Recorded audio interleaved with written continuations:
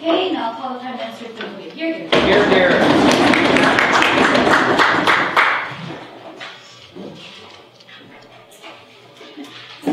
Ladies and gentlemen, in the midst of an increasing savage, tyrannical, gruesome militant group, we in the government side think it's high time for the West to call for a permanent ceasefire when it comes to regarding Syria and Bashar al-Assad.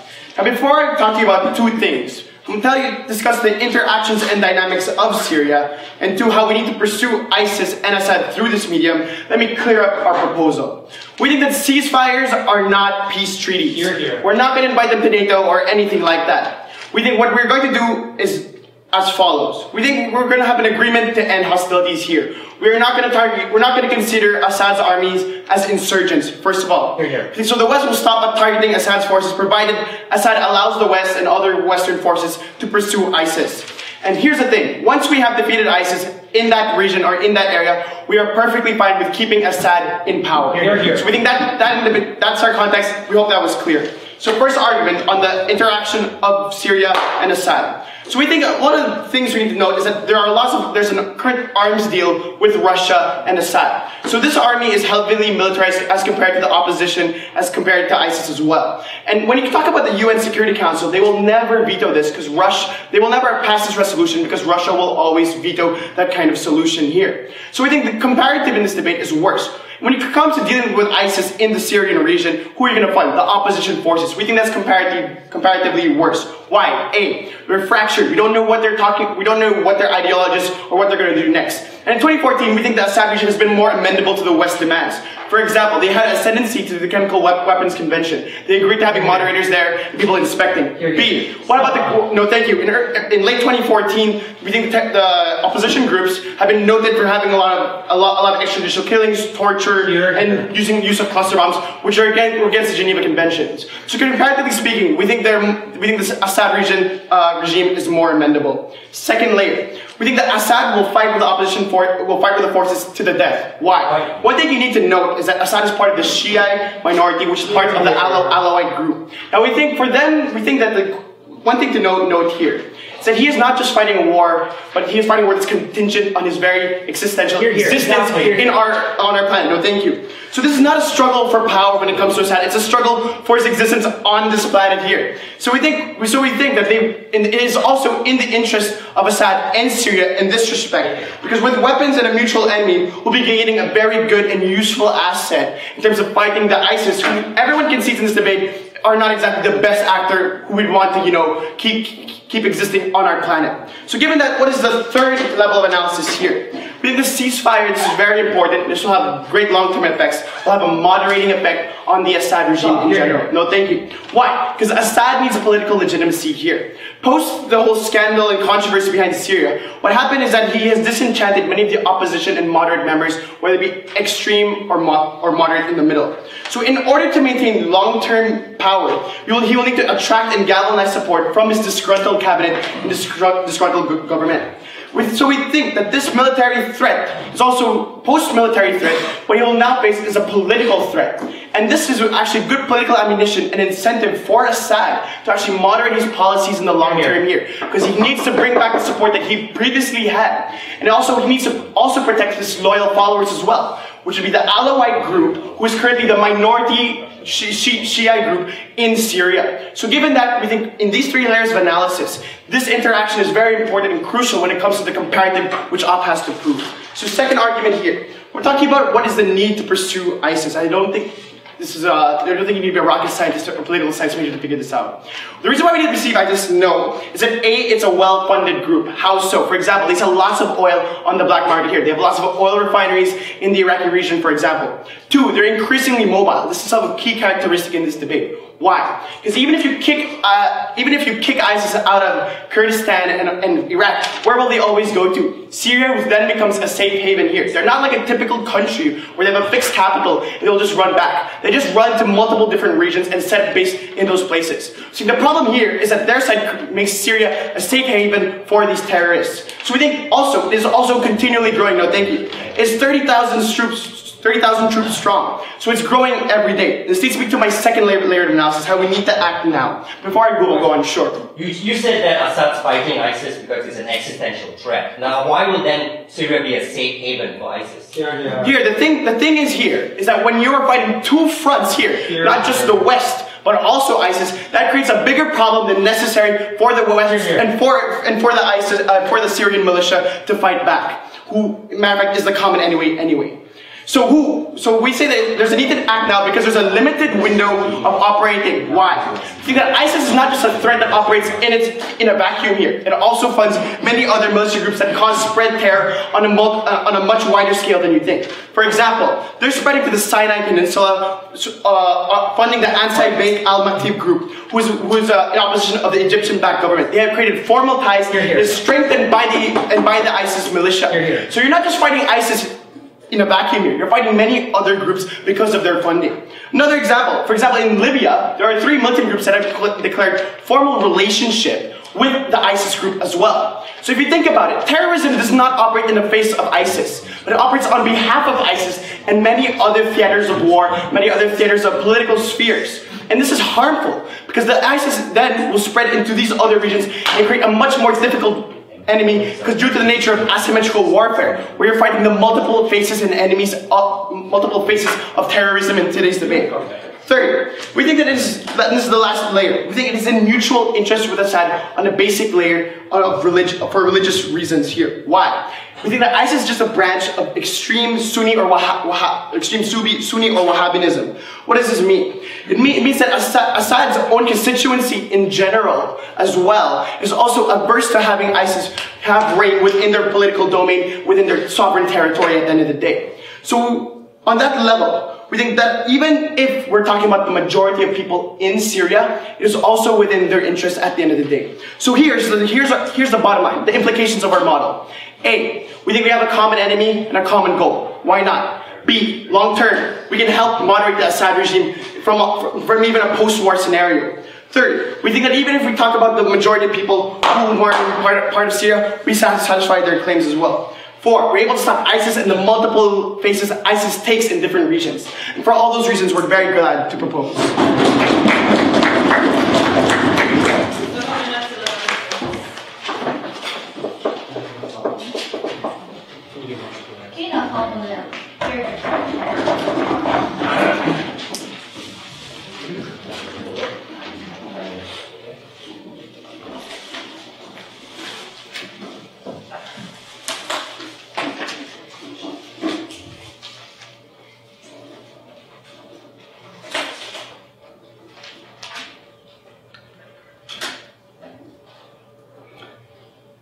Madam Chair, the stance coming from Assad opposition is that we would not be happy to have ceasefire in Al-Assad because the initial reason for Western intervention, the ruthless, violent oppression, is keep going on. It hasn't been changed or improved any yet. We think when Western powers start resorting to moral inconsistency and lack of political neutrality, that is the moment where it makes it extremely, extremely difficult for you to combat both ISIS and Syria. We think this is a horrible, horrible idea. I'm going to explain to you all this on 2 levels. Number 1, why there is no principal justification on the reason of ceasefire, therefore it's not like justified. But secondly, in terms of practical consequences, why it makes us extremely, extremely difficult for us for future operations in combating ISIS and Syria at the same time. Before that, a little lecture on the background history, because PM doesn't seem to understand. Originally, this Saddam Hussein person in Iraq was Sunni. Interestingly, the majority of Iraqi people are Shias, right? Like Sunnis and Shias, if they're Muslim fundamentalists, they really hate each other. Yeah?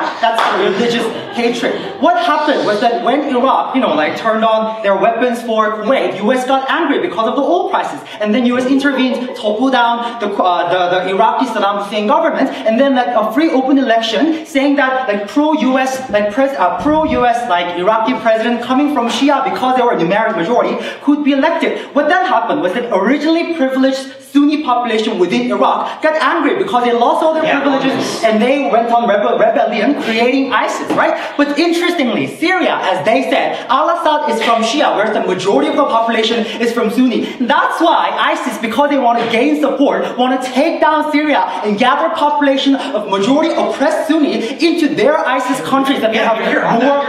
So it's like the conclusion that we draw from this is that, like, even if you give ceasefire, the initial hatred and the like prolonged hatred between the Al-Assad clan and the majority of Sunni population within Syria will never go away. And if you're happy with Al-Assad being on Syria even after you combat ISIS, there's no justification for you to stop those chemical weapons, like violent things going on and ruthless oppressions going on. First argument, Madam Speaker, as to why this is principally not justified. I don't have stopwatch to keep my time. So, firstly, we said that the initial reasons for, the Western intervention has not changed ever since. Like Bashir al-Assad, as he said, he resorts to like having snipers on buildings to kill off people and civilians in the rebel city. Like they said that they agreed to like chemical weapons treaties with chemical weapons having on hand, Madam Speaker. We think this is hypocritical. But moreover, like his grandfather Hamid al-Assad like bombed and bombed all the rebel cities when there were rebellions going on. So traditionally, these Al-Assad clan is ruthless and violent. But moreover, exactly because of the analysis comes from the Prime Minister, we don't think this will ever go away. Like naturally, once you give them ceasefire and you're happy with Syrian people, like Syrian government residing that in power, because this is a systematic oppression and the hatred between Sunnis and Shias. Al-Assad being the Alawite clan that is associated with a branch of Shia, whereas the majority of Syrian population believing in Sunni, Madam Speaker. What will actually happen realistically is that this problem of ruthless, violent oppression will get worsened because Al-Assad will feel that he got amnesty because of this ceasefire. And now that the West cannot take back the ceasefire so easily, like even when Al-Assad kill off some more people because it's perfectly okay to gun down their citizens in that country, West cannot say anything on that. No, thank you, sir. Therefore, the consequence of the initial justification as to why we had Western intervention was not gone. Al-Assad is keep on resorting to violent, ruthless oppressions, so it's morally inconsistent for you to provide ceasefire then, which nicely leads on to my second level of argument. No, thank you, sir. Regarding the consequences as to why it makes it much more difficult for you to combat both ISIS and Syria. Firstly, we say that side proposition inherently and inevitably resorts to moral inconsistency because the reason why, the original rhetoric as to why we support Western intervention for humanitarian goal is because we oppose any form of plan or any form of registration or regime, like administration or regime, resorting to violent, ruthless oppression of its people. So once you say that you're happy with Al-Assad being in power within Syria, but you're not happy with ISIS or other people, it creates moral inconsistency within the Western stand. That makes it difficult for you to fight both ISIS and Syria. Firstly, let's talk about Syria, Madam Speaker. Like when those ruthless oppression go on, you will have to take care about Syrian issues because if you are happy with Syrian Al-Assad clan being in power in the first place, you wouldn't have had Western intervention in the first place. But it makes it extremely more difficult because now the situation, as I've explained in my first argument, got worse. This ruthless oppression becomes justified because they get amnesty. No, thank you, sir. So initially, when you have to deal with it anyway, after you combat ISIS, you make it extremely difficult for you to do it then, after the time period. But more problematically, it makes it more difficult for you to deal with ISIS now. Why is that? Because it empowers the ISIS rhetoric. Because the reason, like the rhetoric that ISIS resorts to in that volatile region to recruit more suicide bombers and terrorists is pointing to hypocrisy of Western regime and Western power. If you legitimize that, the rhetoric of hypocrisy that ISIS is relying on, there are tweet videos of recruiting people based on hypocrisy will be on fire, and they will be able to recruit many suicide bombers, which I don't have, which I'm not happy with happening. Let's prove it. The entire reason the Assad clan exists is because the Alawites were an oppressed minority. What are you going to do, and what will your side do when the Sunnis slaughter the Alawites once they're in power? Okay, we think we would happy to have temporary ceasefire after when we change the Al-Assad plan.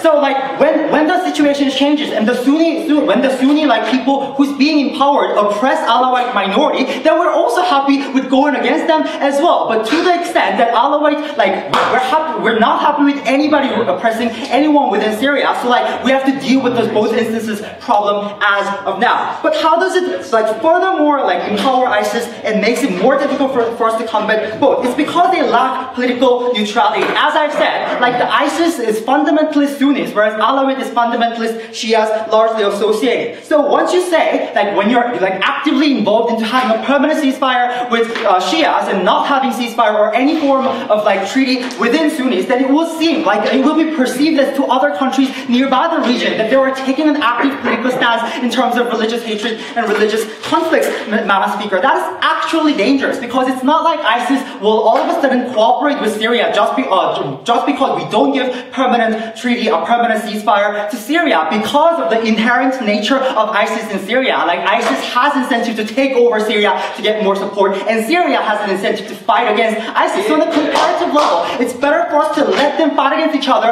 make them weakened on their side, and then take them both, Madam Speaker, a Western perspective. But moreover, we lose political legitimacy to get support from Jordan, from UAE, who are recently starting to cooperate with Western intervention because they hate Syria, because they hate those oppression regarding the religious hatred. That's why both in principle and practice, this plan is a horrible, horrible idea I'm fundamentally happy to oppose.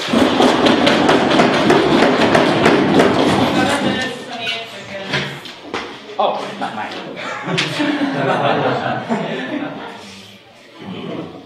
Okay, now you can't hear you. I'm going to bring you two arguments. First, how Assad makes decisions and how we improve them. Second, why a stable Syria is beneficial for the whole region. Before that, I'm going to explain why Op loses from the first speech, and I have several points of rebuttal. Why does Op lose from the first speech? You want to have a little history lesson? Sure. The Alawites are in power because they were a horribly oppressed minority before the rise of the Assad regime. Once these Sunnis come to power, like they say, they will be slaughtered. And I want to quote the leader of the opposition. I asked him in a POI, what are you going to do when the Sunnis slaughter the Alawites? Quote, we're happy to go against them as well. So let me make sure I understand this. Op's line in this debate is the following. We take out Assad and remove the Alawites. We put a Sunni government in power. The Sunnis slaughter the Alawites. We take out the Sunni government. Now what the hell are you going to do? You've literally created, I think the technical term for this is a clusterfuck. The only possible way that they can win this debate is if they can prove that they're going to protect the Alawite minority, which comprises of a Russian-backed militant group that has access to more weapons than you can possibly imagine, and that they lead to stable governance. Short that, you have to buy the leader of the opposition's characterization to sit down, where he says, quote, we're happy to slaughter the Sunnis we just put into power when they start beating up on the Alawites. History lesson over. A couple points of, no. His first argument was about moral inconsistency. Two responses. First, moral consistency in the international arena is a pipe dream. There is no such thing as moral consistency because we will take a realpolitik approach. But second, even if you want to engage in some moral philosophy for a second, side government takes a consequentialist approach to morality. So if we can prove to you that the consequences of our policy and the outcomes on a utilitarian framework are more desirable, we actually have the moral high ground. Second point of rebuttal, that there's a moral deficit and it's harder to fight ISIS. Let me make sure I understand this. They're concerned with Western forces killing civilians. Their argument is, let's have Western forces killing Assad and killing civilians. There's no way. This is at best a wash in this debate. Because if their line is that we're going to continue striking military targets and continue targeting Assad's forces, there will necessarily be collateral damage. If you buy his analysis that the narrative of recruitment employed by ISIS is that they look to kill civilians and then use it as a recruiting tool, that happens anyways, no matter what, because their stance is to continue fighting against Assad. What are they going to fight him with? Toothpicks? They're going to be using bombs and missiles, which will, guess what? Kill people, which leads to more recruitment. They can't win that. Two constructive arguments. First, no. How does Assad make decisions and how does a ceasefire improve these decisions? First, I'd like to point out that they didn't respond to Donald's analysis. Assad has to maintain long-term political legitimacy. So this idea that he's just going to continue ruling with an iron fist is asinine. The only way Assad can remain in power is if he builds an Alawite-Sunni coalition reaching out to moderate Sunni groups. Thus, those moderate Sunni groups will ensure that the Sunni majority is protected in the minority Alawite government. I want to analyze Assad's decision-making framework on three levels. No. First, I want to analyze his decision-making calculus militarily. Let's look at the status quo. Assad can continue justifying hardline military action so long as he can spin the story that the big bad United States with its big bad ships and weapons poses an existential threat. This justifies continue reaching out to Russia, and Russia will always supply Assad with more and more weapons because Russia has an invested interest in that region. This means Assad won't lose. I want to make this very clear for the judges. The only way they can win is if in their next speech they can prove that Assad will lose. He won't lose because Russia will constantly supply arms and constantly make sure that he has military supremacy in the region. Let's look at what happens under the model of a ceasefire though. How do we change his decisions? First, he loses the narrative that the big bad West is out to get him. This creates a moderating effect because now you can't spin the story that the US is out to get me, especially when the US says, we prefer you to remain in power. But the second consequence is it shifts his focus to building political coalitions. Because now that he's not under an existential threat from the West, he needs to worry about his long-term stability. Donald told you in his speech, and this was totally ignored, that Assad doesn't see this as some megalomaniac war. This is an existential war for him. He is fighting for the existence of the Alawite people. He is fighting because he will fight with everything he's got because his failure means the Alawites no longer exist. So how is he going to build these long-term political consequences? If you look at what the Arab Spring has done, the Arab Spring has demonstrated, if nothing else, that oppressive minority ethnic groups or religious groups can't rule over majority groups. Assad knows this. He's not an idiot. So what he does is he capitalizes on the fractured opposition groups. So what he has to do to stay in power is now that he's shifting his focus from military rule to political rule, he's going to build Sunni Shiite coalition governments that will rule in concert together in order to ensure that he stays in power. Is he going to completely cede and acquiesce all of his power? Absolutely not. But he's definitely going to maintain some Sunni members of a coalition government. Yeah. What are you smoking? You said that he wants to be there for a long time. And because there's a ceasefire where West can intervene, they'll go kill Sunnis more. It's not as if he started doing this because America started this here. I don't know. I have been speaking for 5 minutes. So if you were listening, you would hear that I'm telling you the Sunni opposition is fractured. They are not a monolithic force. There are some elements within that faction that care more about economic development and empowering the region than they do about their religious opposition. Like not every Sunni is a Sunni first and a Syrian second. There are many people who identify as Sunni but frankly care about a stable Syria more than they hate the Alawites. It is totally myopic of them to just treat all Sunnis, all tens of millions of them, as this monolithic force that just wants to slaughter everybody. That's not how it works. These people have political interests. No. The third level I want to analyze his decision-making, though, is development. Syria is collapsed and war-torn. Aleppo is a decaying shadow of his once former glory. Thus, in order for Assad to maintain power, he needs to flex his networking and construction capabilities and rebuild the Syrian economy. This will bring more moderates into the fold, as there is now kind of a feedback loop where Assad focuses on political legitimacy and economic development, and he gains legitimacy more and more over the course of his rule. Second argument, why a stable Syria is beneficial for the whole region. Western liberal democracies can't state build. They especially can't state build when OP concedes that they're just going to blow apart the next government they don't like, assuming that that government does and will slaughter the Alawites minority just like they did before the rise of the Assad clan. So in the status quo, what's the best case? The best case they get is a case like Libya. Libya is not what we should be shooting for in this debate, where a war-torn region is fighting in a power vacuum to maintain control. It is better to use the existing power structures to build political coalitions to combat an even greater threat, which is the Islamic State. Only Assad has the ability to create that coalition government. Only Assad has the ability to stay in power, because if you have a 100% Sunni government and you slaughter the Alawites, like they concede, we're just going to have a temporary ceasefire. We're going to blow them apart too. That's why they lost from the first speech. The only way they can win is if they can prove Assad will lose. Russia won't let that happen. They also need to prove what they're going to do when the Alawites are slaughtered. We win.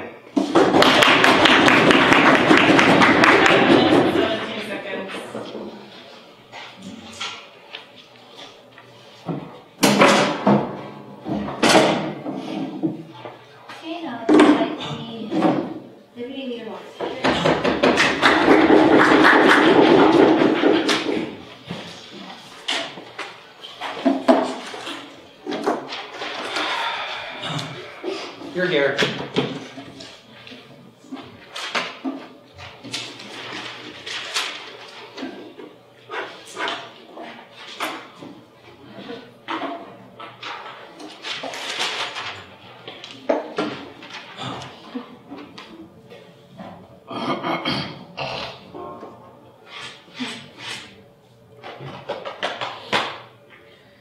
Ladies and gentlemen, I usually don't like to take the American approach, but we do think this is a war of hearts and minds.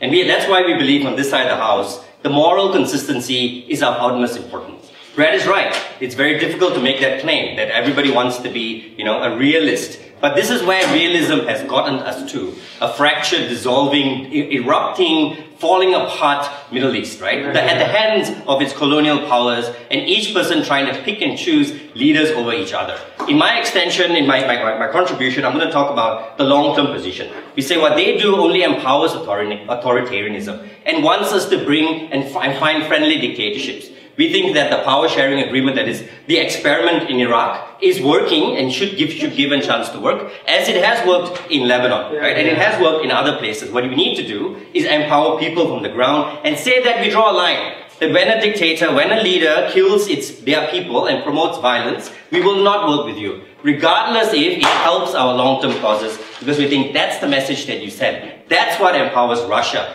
That's what empowers all these other bad, terrible people. So I'll first talk about Assad. Can we trust Assad? Because I'm not sure whether they do or they don't on that side of the house. And then I'll talk about the change, whether it leads to change in Syria. And this is the discussion that Greg talked a lot about over there, and then go on to my long-term thing. So firstly, can we or can we not trust Assad? They seem to paint Assad as like this reform guy. I realize I made mistakes. Give me a second chance, guys. I promise not to kill my people anymore.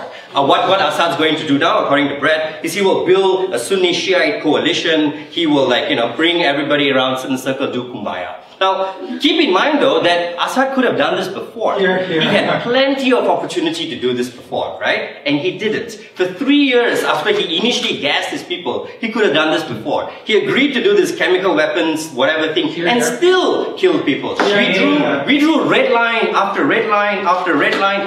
Barack Obama lost legitimacy because we gave Assad so many damn chances. But we can't do that anymore. If we don't trust Assad, and there's nothing that's given us to show that they trust Assad. They say he wants legitimacy. Suddenly he wants legitimacy. He didn't want legitimacy before when he was killing his people. What has changed? The man found God? I really don't understand how he's changed, right? But Brad said you can never show change on this side of the house because Russia has a vested interest in Assad, and Russia will keep sending arms. Russia's claim is that the West are hypocrites, that the West is only doing this for the West's own reasons. That's why the West is not fighting Assad. Russia claims that we will stick by our partners all the time. When you do this about turn, you show that Putin's right. Putin gets up and says exactly boys, welcome to my show, right? Because that's what I said all the time. Proof number one, that you are all hypocrites. No, we cannot do that. When a leader gasses, so that's indiscriminately kills their citizens, that is a line that we have to stick with, right? Then he said but you guys are being contradictory because he's a minority Alawite. No, thank you, Brett. No, when you do this, then the Alawites will get destroyed and it'll be problematic. So we can't let change happen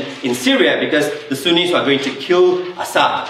But that was the reason why you should have never tried to get Assad out of power. That means you can never ever get Assad out of power. So you shouldn't have tried to get him out of power in the first place. But that's also a reason to say that you can never have any state in the Middle East where you have minorities in power or have successful power sharing anywhere else. And we think that's a pretty terrible portrayal of people in the Middle East, to say that we could never be able to be led by someone else, right? And I think that's just a little bit condescending. What we need to do is say that regardless of whether you're Alawite or you're Sunni, if you kill people, you're a bad type of person. What you do strengthens the tribal lines around these groups and forces people to stick to their tribal allegiances, and we think that's bad. Sure, Brett. If the Alawites are responsible for so much oppression against the Sunnis, how can you win this debate when your op leader concedes that you're just going to blow apart the next government you don't like? Look, you assume that they're automatically going to kill and destroy them. Our line is simple. Our line is that if a group steps up and uses violence, then regardless of who that group is, we will say that you are bad people. Okay? So if the majority of them come up and start to use violence, regardless if you worked with us before, we say that you guys have made a mistake and you shouldn't do this, right? And that's the kind of moral consistency that we think we need to do if we're ever going to give any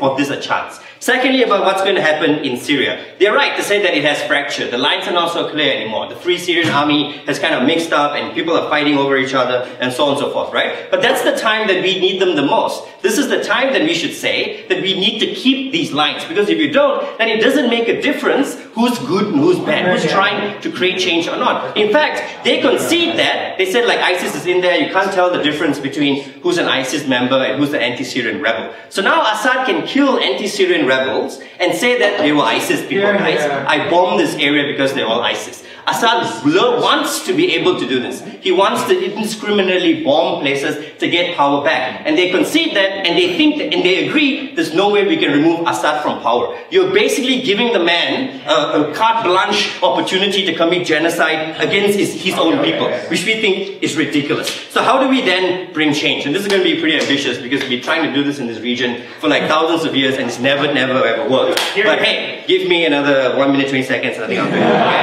So, give peace a chance. We think what the message in the long term is important. You need to separate authoritarianism from religious fanaticism, right? See, this is what those leaders do. They take they use the guise of religion, they use the guise of tribal factions, they use the guise of ethnic power lines and sharing, and they say we are defending the faith, we are defending the people, we are defending Sunnis and Shias. Sunnis can never trust Shias. That's why you need a Sunni. Alawites can never trust, Wahhabis or any of the other clans. That's why you need them. That's what Gaddafi did very successfully in Libya by separating and keeping them as clans. And that's why now they have trouble, building peace and have trouble sharing with each other. That's what's brought back Sisi in Egypt. That's what kept Ben Ali in power in Tunisia for such a long time. What we need to do is separate these things. And that's what ISIS is doing actually. They brought together people from many of the different countries under one caliphate, right, of Islam. And so this is the modern Islamic state that we need to create beyond everybody else. And that's forced some people to look beyond their tribal allegiances. And that's what we need to do. So we have to say that it's not that Assad is a bad guy because he's an Alawite. He's a bad guy because he's an asshole, right? And you can have assholes of all tribes, shapes, sizes, faiths and religions. That's the discussion and the discourse that we need around Islam now. Baghdadi is not a bad guy because he's Muslim. He's a bad guy because he's a bad guy who's trying to use Islam to get power and build his caliphate. And that's how we need to restructure the situation in the Middle East. We are taking a bold and idyllic and ambitious approach, but we think you need to have some kind of moral consistency because the immoral inconsistency has failed.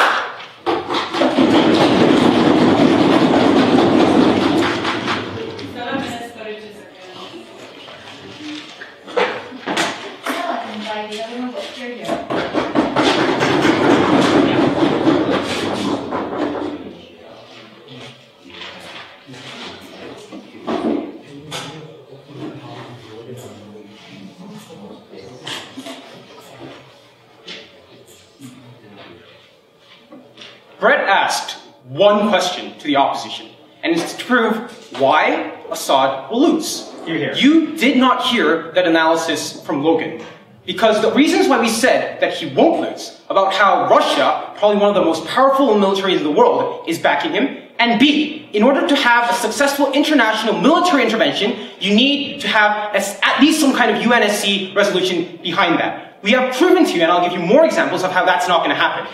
The comparative in this debate isn't a full-fledged military intervention to kill Assad and bring peace in the world. The comparative is a ceasefire to doing nothing, because they do not have, and has not proven, any kind of legitimacy in which that can happen. I'm going to make judging this debate very easy for you and talk about three questions. First, principle. Secondly, about peace. And thirdly, about the future state-building consequences. Let's talk about principles in the first instance.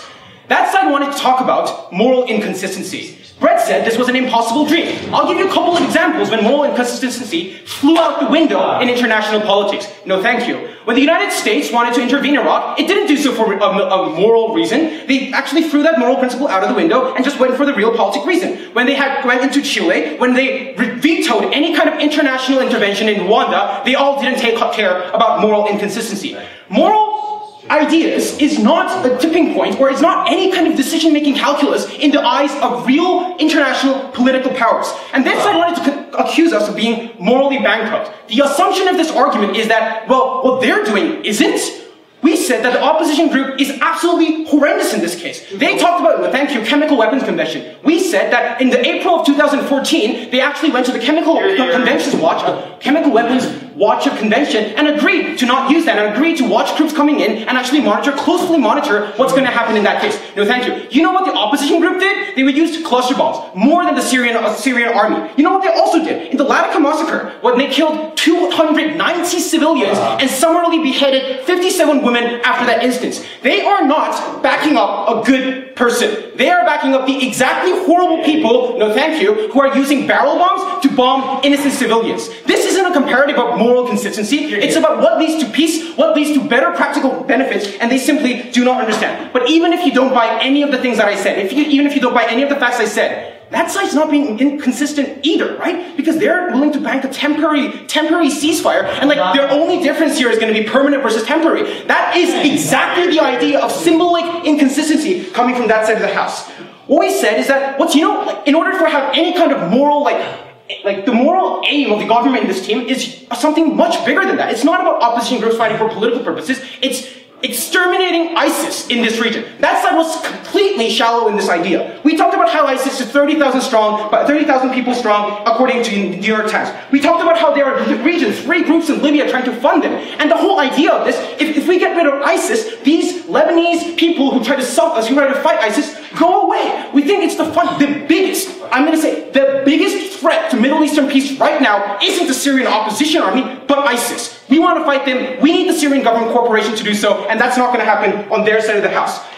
So why is the international organization not going to back this up in principle? First, we gave you a couple of examples. Talked about how Russia and Chinese opposition precluded any kind of Security Council resolution to have forces deployed in that region. United States Army, in fact, Barack Obama simply said that they're not going to do that either. And they're not even happy to, United States of America, China, and Russia are not happy to put them in ICC control. There is no kind of legitimacy to have international action in this case. Let's secondly talk about peace. No, thank you.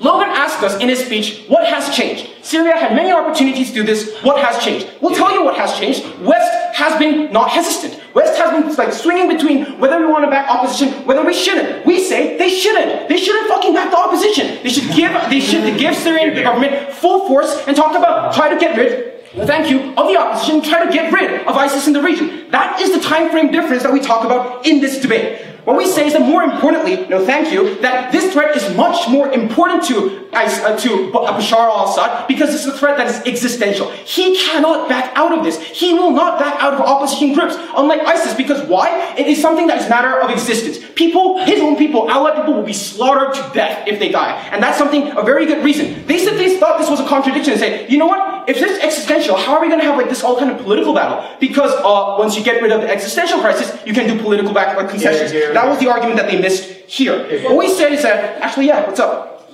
Well, you keep on saying that Russia won't let us do it, but if you concede to the motion that you're arguing for a ceasefire that also agrees without a ceasefire, we can fight and we can win. So debate the whole issue. Stop talking about the security. Okay. Simply, Russia will be fine with a ceasefire. Russia won't be fine with backing Western military forces to fight Assad. That is the simplest distinction here. I don't know what you're smoking in this debate. Let's talk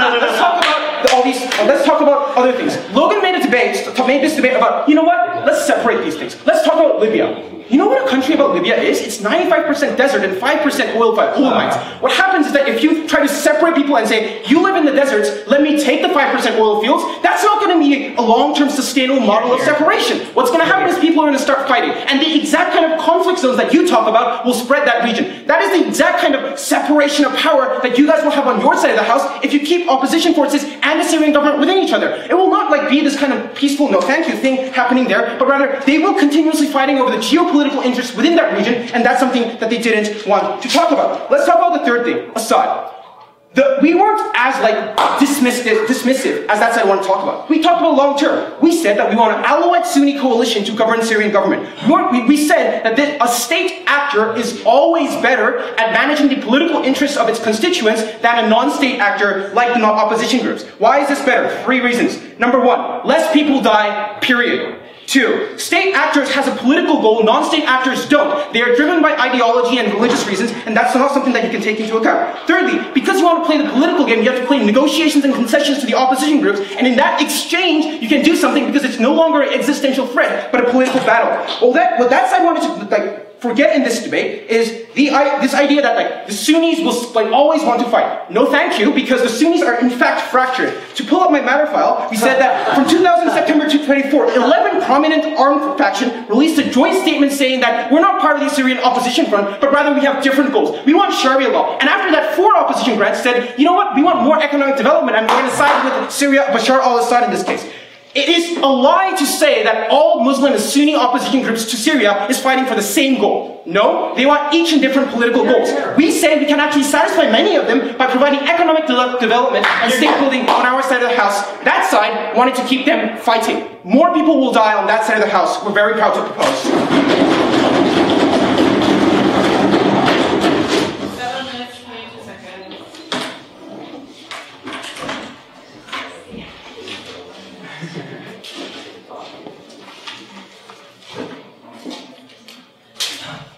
Sit down by the opposition whip.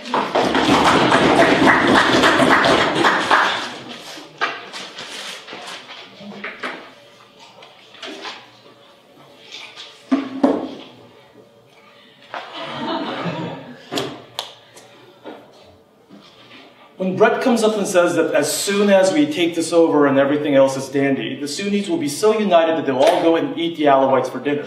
Then the whip speaker comes up and says that they're so fractured, they have different ideas and different ideologies, that they're actually going to have different ideas of what kind of system they want. We told you clearly that we have no problem with Syria. We have no problems with Alawites. It's just Assad, that asshole. We have a situation where they are not debating the issues as follows. First of all, they never proved why it's in their realpolitik line, why a permanent ceasefire is necessary. What do we gain? The problem is that a permanent ceasefire is a commitment to future atrocities that might or might not happen, which they also can assure. They said that Assad is a good guy. We want to keep him there, no matter what happens, because, yeah. The problem is, the reason why Assad was gassing people in the majorities in the first place with gas and guns and tanks is because he wants to maintain power. So now he's giving him leeway. The only forces, you said so yourself, Russia and China doesn't want to intervene. The only people that will intervene and actually give him something to worry about is the West. And you just cut that off. You, as the West, cut that off. I don't know why you're doing that. 3 clashes we provide you today. First, the issue of ISIS. Second, the issue of is Assad really a nicer person? And third, the issue of consistencies, the ethical and moral lines. What do we do on these situations? But first of all, let's deal with them. Real politics. Because here's a fun thing. I also study international studies. What? Real politics is actually about expanding your options and being allowed to do whatever is beneficial for you in this situation. When my first speaker said that we are conceding to a temporary ceasefire if necessary after we screw over Assad in the future means that we leave these options open. When they say that we want to pass a permanent ceasefire, you're tying yourself up. So number 1, no. But the more important thing is this. Look. We want to fight IS too. The interesting thing is, Assad is doing that with or without a ceasefire anyway, because of an existential problem. We're not attacking Assad's forces right now, not because of a ceasefire, but because they're kind of doing a pretty good thing for us. They're attacking IS from the north, we're taking them from the south. It's fun to not attack them now, but we will attack them in the future. Because they gas their people. And they say, oh, but we passed a chemical thing. They're still killing them with the gun thing. They're still killing them with the conventional weapon thing. So we really don't understand why we still want to give him a clean slate. Because he let a few people come in and check his chemical weapons that he already used. Second, what then do we lose? Because there's nothing that we're gaining from here. What do we lose? We lose, number 1, and first and foremost, never engage our coalition. We have now non-Western coalitions, the UAE, Jordan, and potentially in the future when things get ugly, we need Turkey. We need Iraq. We need all of these forces as well, which all hate Assad's ass to the point they will fracture if you say that you can't touch it. That is no good reason for you to join the coalition and be a part of this movement in the first place. So we have the same benefits. Assad will help us. They will help us either way because he wants to live. But you are just lost and potentially at the least, maximum issues, 3 allies.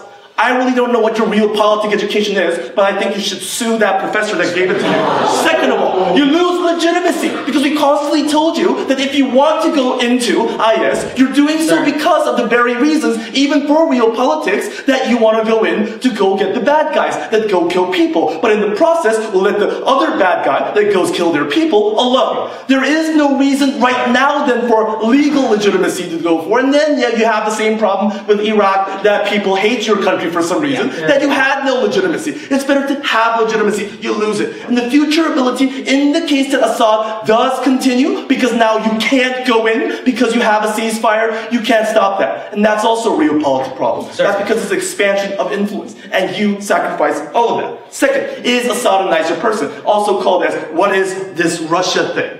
First and foremost, they say that Assad is nice. I don't know, this is a really hunky-dory guy. He's nice now, he's going to have a coalition, he's going to fart out a unicorn, and he's going to make everything nicer, and he's going to bake cookies. First and foremost, there's something called track history. He could have done so, as my second speaker said, never engaged when he had the opportunities and chances.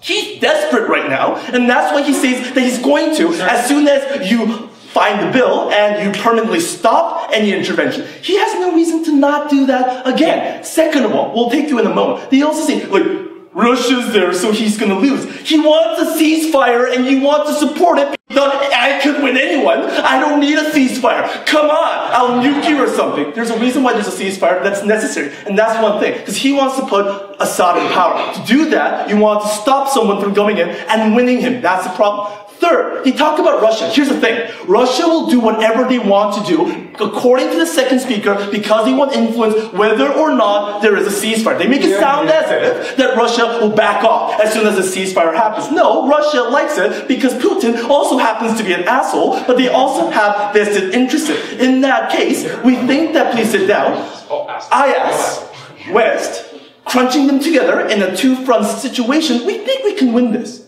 We really think we could. And he's been weakening. You want a ceasefire because you're getting too weak. Oh, okay, sure. The only way they can win is if they prove who beats the Russian-backed Assad. For the third and final time, how are you going to beat... Okay, I'll tell you. We can. Because here's the thing. You can't prove you can't. It's as if Russia suddenly has... No, listen. Hey. You don't need a ceasefire on your side either. If Russia is so strong, you don't need a ceasefire. Just call Putin. Because you lose your legitimacy too. Because your necessity to have a ceasefire also disappears if Russia solves everything. We can win. You see, the thing is, Russians tend to lose sometimes too. Especially when your oil market is shitty right now. Third, we also have another problem. Do we want a temporary ceasefire, an ethical morality, whatnot? Here's the deal. Again, unengaged. We believe that this fracturization of blaming tribes, blaming religions, and always going around that you can never do this because the Alawites will die, because Assad is dead, is utter rubbish. That's dribble. We believe that you shouldn't matter who you are. You go around gassing people, you go around killing civilians, you go around making it your everyday job, that you oppress people with a gun, we will go for you. We will go after you, and we will shoot you, and we'll take you down. And that is a stance that they're sacrificing, and we're keeping on consistency. They're saying that, oh, we didn't do a lot of things in the past. Never let the best be the enemy of the good. Can we do some good? Is there any good? Is there willingness now? Do we have a willingness to attack this wrong? If we do have so now, don't let the harms of the past stop you from doing something you can now. Because there is willingness, there is a coalition, and yes, even with Russia, we can beat Syria, and it's also good for fighting IS. Don't give that up. Thank you.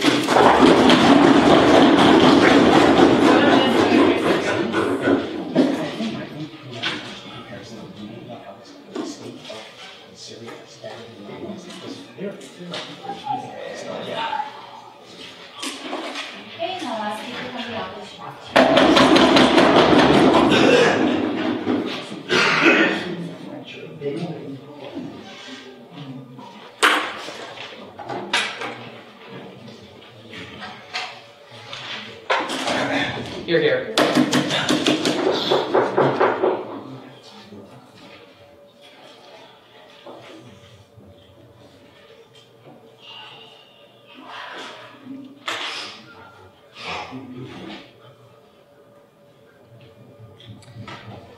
Madam Speaker, ladies and gentlemen, I'm not an IR major, so I'm not going to give you any of that IR fancy stuff. I'm a debate major though. that may give me a small edge. So I'm going to start with an analogy and then tell you why, based on that analogy, I think we win the debate, right? So, if Dr. Doom and fighting Fantastic Four, this is the battle, okay? But Dr. Doom and Fantastic Four now have a common enemy, IS. So, should the Fantastic Four partner up with Dr. Doom in order to fight IS? And then you can say that Dr. Doom's not such a bad guy. After all, he's just misunderstood. You know, he actually does have feelings, blah, blah, blah. And now he wants legitimacy, so he'll change. Plus, if now Dr. Doom and the Fantastic Four join together, we can beat the common enemy that's going to destroy everybody. That's pretty much the debate. What we've told you is that it's good because both IS wants to kill Dr. Doom here, which is also Assad, and he's going to get weakened. So that makes us win in the Fantastic Four. And we're pretty confident that we can do better in the long term, right? We also told you, and this was all Junbin's analysis from the start, that this is going to fracture the Fantastic Four more because some of the coalition members don't like Dr. Doom. That, right? The UAE, Turkey, all these guys don't like Syria. And they also told you that the whole nation is, and Brett used the technical term, clusterfuck, right? So when you start drawing more lines and picking more sides, it's going to get more confusing. And that's why you need the moral consistency, okay? So I'm going to look at this on two levels, ask those two questions. Which one of us will better deal with ISIS, better deal with Assad, and then better ensure moral consistency and why that is important? So with ISIS, we say both the West and Assad are fighting them anyway, this is what they concede, right? So we think it's better, nothing's going to change. It's not like Assad's going to fight them better now, and there's no reason why they say you can't. If they say like Assad doesn't have enough weapons to do this, that's not consistent with their stance that nobody can beat Assad anyway, because he has shitloads of Russian weapons. So either Assad is super powerful and can take down things on his own, and therefore we cannot beat him ever, or Assad is weak and is going to need some help to support it. If he's weak, we say great, good. If he's strong, we say this is going to weaken him more. We don't want to make Assad's life easier. More importantly, we did the flip side of this, right? We said that, let's look at the bigger picture. ISIS rhetoric is going to be strengthened. ISIS is going to be able to tell everybody that you can't trust the West. When the West wants to work with you, they work with you. When they don't want to work with you, they don't want to work with you. And then all these opposition groups in IS, they say, now we're going to abandon because they are now bad people.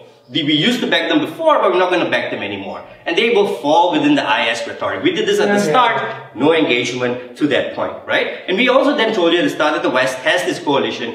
How is this coalition going to react to this decision? Again, there was nothing. They did this very, Assad, he's a good guy, we need him. So let's talk about Assad. So in regards to ISIS, in the best case scenario, we're still going to get this, destruction of ISIS over here. And the worst case, we say it makes us better. But let's talk about Assad. So Assad cannot lose, but yet he's this guy who's really, really desperate. Why? Because of this Russia point. You can never take down Russia, right? That's an argument to never fight Assad, regardless. So if you had to go back in time 4 or 5 years ago, you should have never fought against him because he has Russian backing. We don't think that's true. And we don't think that Russia wants to stick out with him forever and ever and ever. But we also told you what you're doing here, and this they never dealt with, is empower the Russian narrative. That Russia said from the start that this is hypocritical. The West are all bastards. I'm the true patriot. I'm the one that you should follow. And you are making Putin correct. So if you're worried about too much Russian influence, that's just going to strengthen. Because Russia has his fingers all around places in the Middle East. Okay? So that's also problematic. So in regards to Assad, we say it's going to get worse under their paradigm. What did we also tell you about moral consistency? And this part we also didn't get any kind of dealing with. They said like, look, we've never been consistent in the past. So therefore we shouldn't be consistent now. We don't think that's a real argument. Also because you never showed the positive value of that consistency. All the examples you listed, Jumpio, in your speech, turned out to be pretty bad, dude. And that's why we shouldn't do it. You're right that we fucked people over in the past. We're saying you shouldn't keep fucking people over, okay? And we told you in my 1 minute 20 seconds of how we'll solve peace in the Middle East that the way forward is to get people to move beyond their ethnic ties and their lines. And we need to say authoritarianism and religious factionalism are separate things. And that's where you can be Muslim, you can be religious, and not necessarily be a dictator and authoritarian. What you're doing is empowering dictators by saying, it's okay that you're a bad guy, but if we need you, then you can be our friend. That's never okay.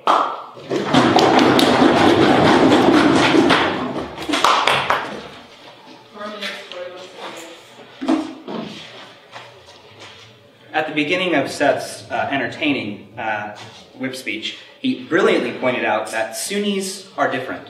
But everyone in this debate agrees that they're united in one thing. They are united in their hatred of the Alawites, and they are united in their hatred of Assad.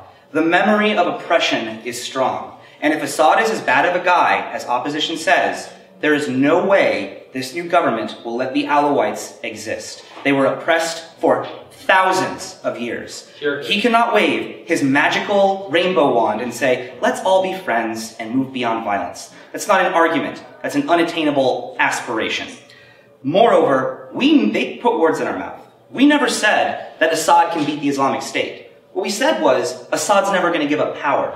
Maybe Assad's fine with there being a semi-autonomous Islamic state zone, so long as he still controls the majority part of Syria. Maybe it's not in Assad's interest to try and beat the Islamic State. Assad wants to stay in power because his primary interest is keeping the Alawite people alive.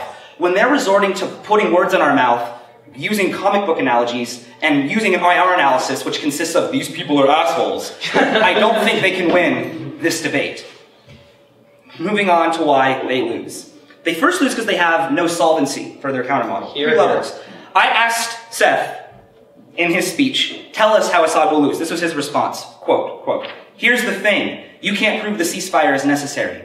If there's ever been a better example of a non sequitur response, that's it. 3 times we challenged them. How will you beat Assad? How will you beat Assad? How will you beat Assad? No response. If they can't prove how Assad is actually defeated, then they just lose, like now. I could sit down and they would lose. But second, how will you beat the Islamic State? They never explained to us how. We did. We told you that when you have a mutual interest now with Assad, you can chase him. Moreover, Assad right now sees any Western intervention in Syria as a violation of sovereignty.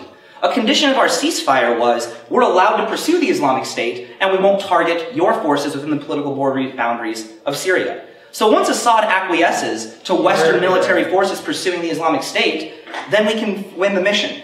The third thing they never respond to is who will be in charge. They declared by fiat that there's going to be some sort of magical opposition group. The LO then conceded that we're going to blow the hell out of them too, when they almost certainly engage in a cleansing of the Alawites. They never told us what this coalition looks like. We got 2 different ideas. From the LO, we get this idea that there will be some sort of magical coalition, and then Logan kind of introduces this idea of maybe we can have different autonomous zones. But Junkyo's analysis told you that that doesn't work. Look at Libya. Libya was his example. Libya actually works in our favor. Because Libya is 95% useless desert and has 5% useful arable land and oil fields. Those groups are going to fight over the most valuable land. He cannot just declare that we're going to carve it up nicely and have like an orange peel, thing that everyone agrees to. That's not how it works. The second reason they lose is that they were non-responsive. 4 things they didn't respond to. Never responded to Donald when he told you that the Islamic State, is arming and funding groups in Libya and the Sinai Peninsula. That this extends beyond near Syria. When those groups only exist because of continued Islamic State support, no response. Second thing they never responded to. I told you in my speech that many Syrians are war-tired and are looking toward development. I told you in my speech how Assad is actually the best actor to facilitate the economic development. No response. Third thing they never responded to. My second argument, I told you that state building from the ground up doesn't work.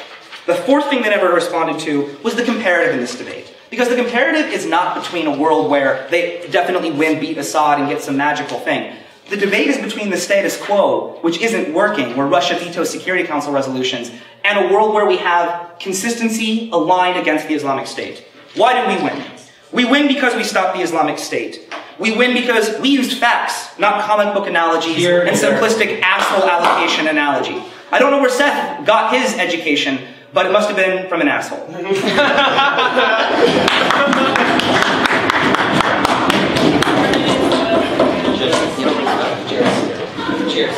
Cheers. 수고하셨습니다. 수고하셨습니다.